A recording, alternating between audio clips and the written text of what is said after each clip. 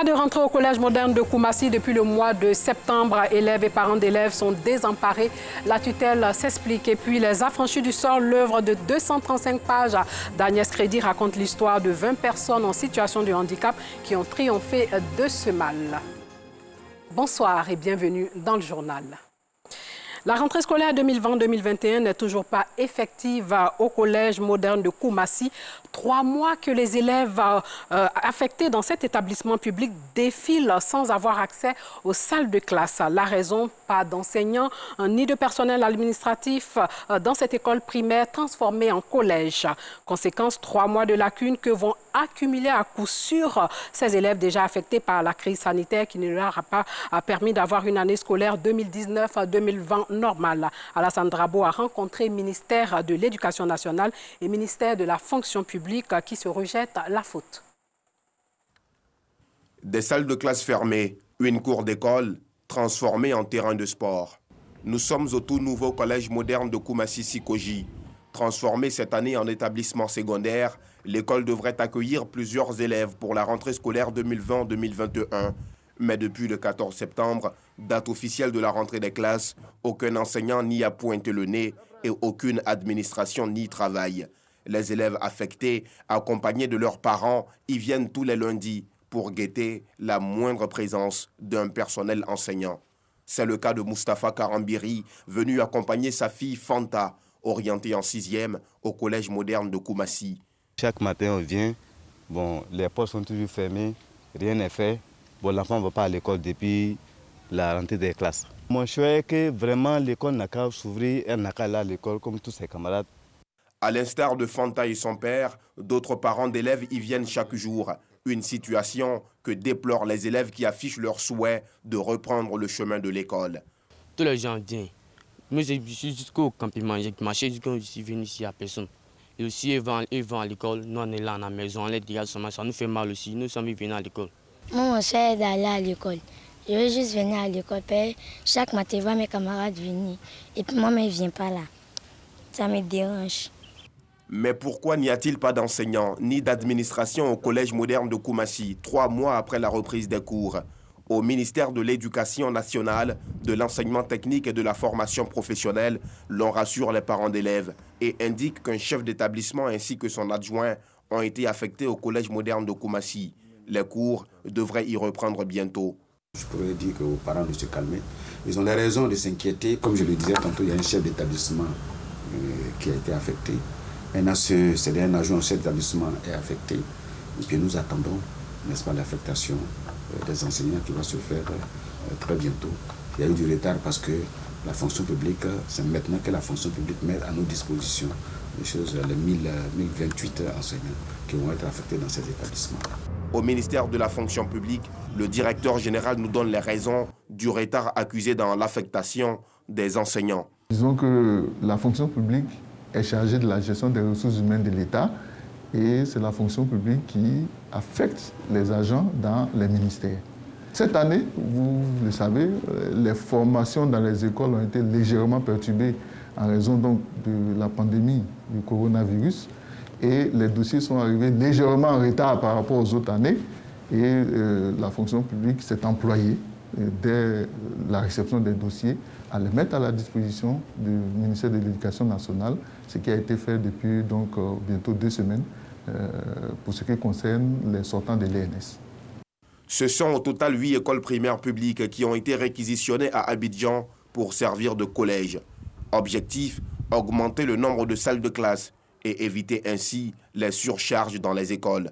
Aucune date officielle du début des cours au collège moderne de Koumassi n'a été communiquée à ce jour. La petite Fanta et son père retournent donc chez eux dans l'espoir que les cours reprennent au plus vite. À Sassandra, les cours ont repris normalement en septembre, mais ont connu une perturbation depuis le 30 novembre dernier. Les enseignants observaient un arrêt de travail de 3 jours après la bastonnade d'un des leurs. Après la médiation du président du conseil régional du Boclé, les enseignants ont décidé de dispenser les cours à partir de demain. Sam Kouna. À partir de ce jeudi, les cours seront bel et bien effectifs. Nous laissons tout en vous faisant entièrement confiance. demain, nous reprendrons les cours. Et sans condition. Ainsi en ont décidé élèves et enseignants. Les cours perturbés pendant 3 jours reprennent ce jeudi 3 décembre 2020 dans les établissements secondaires de la ville de Sassandra. Cela grâce à la médiation du président du conseil régional du Boclé. Arrivé dans la nuit du mardi à mercredi, le ministre Philippe Légré a eu plusieurs rencontres avec le corps préfectoral, le maire de la commune, les enseignants et les élèves. Tous ont regretté ces incidents malheureux et s'engagent à la reprise des cours dans un climat apaisé. Pour le président du conseil régional, ce fut une mission réussie.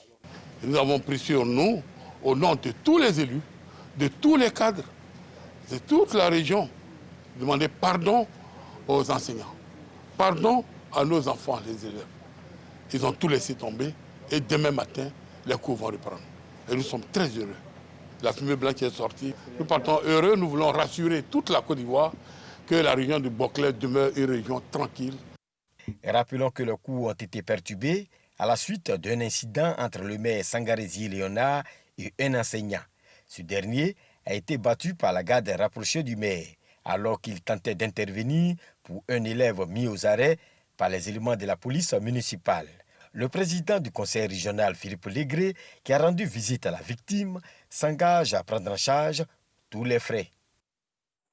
La conservation de tomates sur 1 an. Le flocon d'avoine fabriqué en Côte d'Ivoire, l'œuvre d'une coopérative de femmes à Gonzagueville dans la commune de Port-Boué.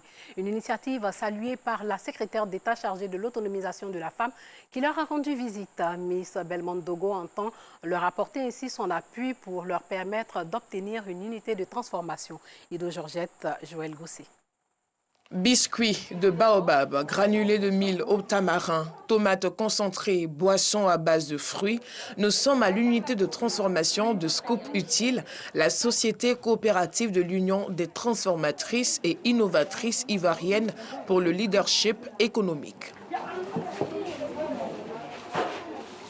C'est sur ce site situé à Gonzagueville, cité Cocoterrain, dans la commune de Port-Boué, que ces femmes de la coopérative œuvrent pour leur autonomisation.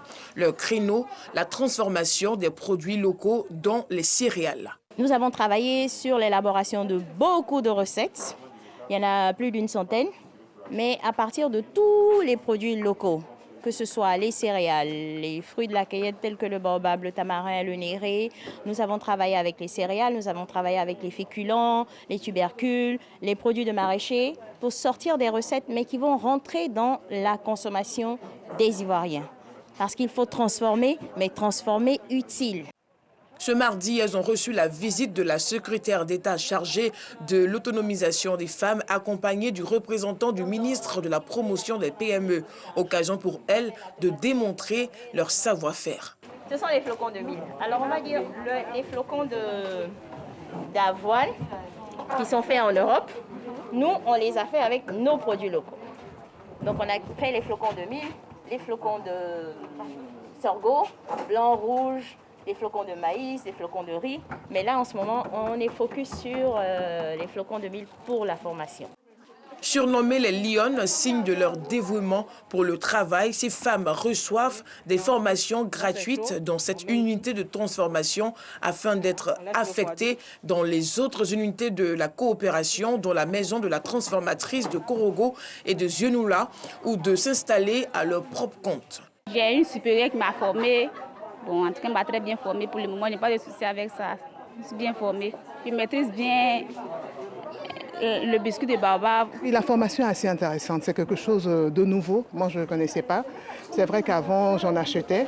Et puis après, l'idée de la précédente m'a plu. Et c'est comme ça que j'ai intégré la Scoop pour en savoir davantage, pour apprendre un peu plus. Malgré leur volonté de se prendre en charge, les Lionnes sont confrontées à des difficultés liées au manque de matériel.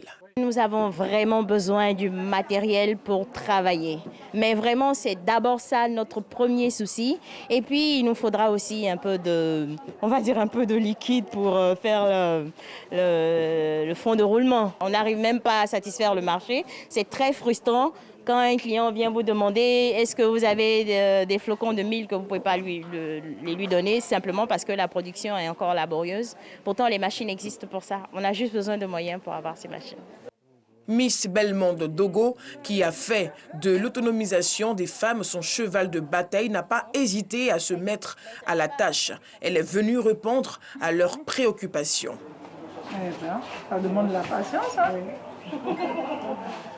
Il y a déjà des projets pour les femmes dans la transformation parce que pour nous, le plus difficile, c'est la transformation, ce n'est pas la production. Parce que lorsque nos mamans et nos sœurs produisent, qu'elles n'arrivent pas à écouler la production, ça part en perte.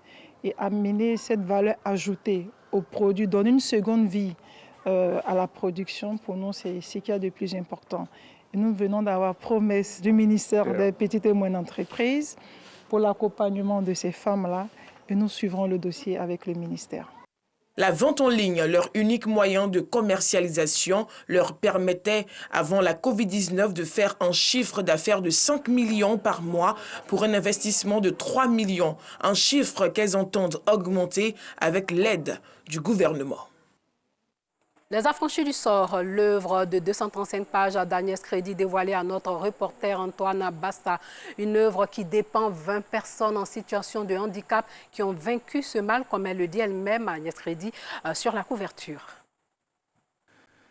Les affranchis du sort, histoire extraordinaire de femmes et d'hommes qui ont vaincu leur handicap.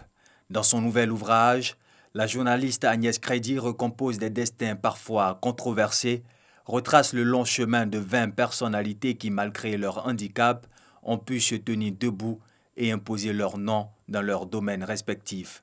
L'idée première, c'est que je voulais croiser des femmes et des hommes qui ont pu se réaliser, à la fois sur le plan intellectuel et sur le plan professionnel. En général, on a des personnes handicapées ou en situation de handicap qui ont des métiers, mais des métiers précaires, qui ont des métiers, mais des métiers limités dans le temps. Et là, j'avais des personnes qui, tout d'un coup, avaient des vies qui s'inscrivent dans une durée parce qu'elles ont la formation, elles ont les moyens intellectuels et les compétences et les capacités pour donc faire face aux responsabilités qui sont les leurs. Paru aux éditions Calcedra, Agnès Crédit veut, à travers ces histoires qu'elle compte, saluer le courage de ceux qui réussissent et changer le regard porté par la société sur ces personnes en situation de handicap. Nous, c'est l'âme, nous, c'est la force mentale, c'est la force morale et c'est ce que ces personnes nous enseignent. Je suis peut-être en fauteuil roulant, mais je suis un être humain et j'ai droit à une dignité et à un respect. Je suis peut-être non-voyant, mais je vois, je vis. Je suis peut-être sourd, mais j'entends, j'aime, je veux être aimé. Ce sont ces messages d'amour qu'on doit partager. C'est aussi ne pas oublier que nous sommes tous, chacun d'entre nous, un handicapé en sursis. Dans sa préface, l'ancien Premier ministre Amadou Gon Coulibaly a salué cette œuvre du cœur et de l'esprit qui, selon lui, traduit le sens de l'humanité de ceux qu'on aurait pu appeler les naufragés du sort. Des hommes et des femmes qui auraient pu renoncer à se battre, renoncer à tout, mais qui ont dit non à la résignation. De la lecture de ce livre, Les affranchis du sort, je retiens cette idée que l'auteur met en avant, l'humanité. Une humanité que dépeint bien la journaliste de talent Agnès Crédit. Cette humanité est faite de pans, de vie, de celles et ceux qui n'avaient a priori pour seule alternative de survie que d'être à la charge des autres. Handicapés dans la vie, ils ont décidé de ne pas être des handicapés de la vie. Parmi ces affranchis du sort, racontés par la journaliste, des noms comme l'artiste chanteur-compositeur Ismaël Isaac, le député et homme politique Soro Kaningui, le magistrat Jean-Baptiste Agaman, le médecin Dr Armel Fouabi, l'athlète moniteur de sport Koné Oumar, l'informaticien Séverin Gragba, mais pas que des affranchis du sort. Il en existe encore dans nos quartiers, nos rues, nos entreprises. Ces personnes qui, malgré leur handicap, se battent avec dignité et relèvent chaque jour les défis de la vie, reconnaît Agnès Crédit. La dédicace de l'œuvre d'Agnès Crédit aura lieu demain à l'occasion de la Journée mondiale des personnes en situation de handicap. Voilà, c'est tout pour ce soir. Merci de nous avoir suivis et portez-vous bien.